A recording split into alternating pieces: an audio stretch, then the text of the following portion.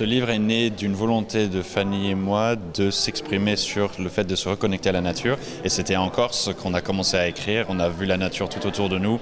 On a fait une plongée en apnée dans la baie de Calvi. On s'est dit on a trop envie de dire cette nature-là, il y a urgence de la préserver. Et donc on a commencé à écrire. Ouais. Alors voilà, quel est le message de ce livre? Alors si je peux déjà apporter une petite précision, on était à la forêt de Bonifato, au bord de l'eau sur un rocher quand on a commencé à écrire la structure du livre. Donc c'est vrai que la Corse nous a largement inspirés.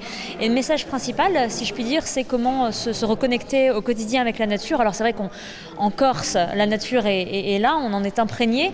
Ceci dit, il y a encore peut-être des choses sur lesquelles on peut réfléchir ensemble, notamment sur la question des déchets. On sait que c'est une question prégnante en Corse et comment, par nos actes d'achat, par nos actes au quotidien, on est capable d'influencer positivement et de se reconnecter à la nature. Alors, pour parler d'environnement, aujourd'hui, l'alerte a été lancée par le GIEC. Que pouvez-vous répondre finalement aux détracteurs? Il y a encore beaucoup de climato-sceptiques, on le sait. Est-ce que c'est une réalité? C'est une réalité que les gens vivent dans leur quotidien maintenant. La chaleur est plus importante qu'il y a quelques années. Les années les plus chaudes ont été récentes et malheureusement, c'est la réalité que le climat est en train de changer. Le climat a toujours changé, c'est vrai. Sauf que là, il accélère. Le changement est beaucoup plus rapide que ce que nous avons l'habitude. Et donc l'humain, normalement, il ne pourra pas s'adapter à cette vitesse-là parce que nous avons une planète qui était habitable. Il y avait des conditions. Il faut comprendre que la planète a été habitable pour nous. Il y avait des conditions très précises pour que nous puissions y vivre. Et nous sommes en train de perturber tous ces écosystèmes.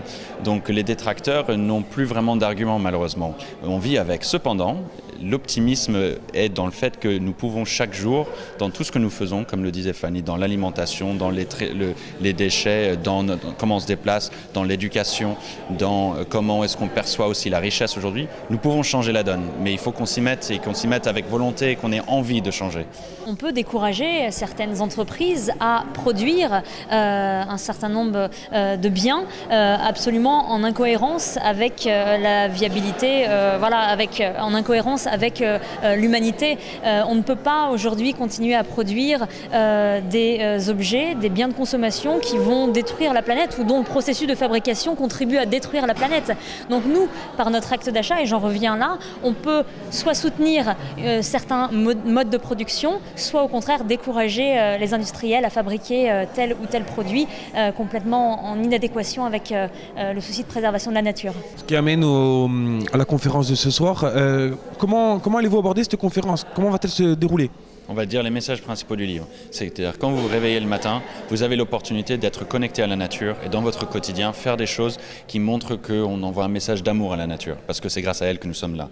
Donc ça, c'est le premier message. Le deuxième message, c'est que les citoyens doivent se mobiliser, mais qu'aussi les responsables politiques, on doit être exigeants avec eux et les entreprises. Et dans tout ce qu'on fait, nous pouvons envoyer des messages. Il faudrait que dans les élections, on se dise moi, le responsable politique ou la responsable politique que je vais élire, si ce n'est pas un prisme principal pour lui ou pour elle de préserver la nature dans tout son programme, pour moi, ce n'est pas satisfaisant. Et ça devrait être ça le message qu'on envoie.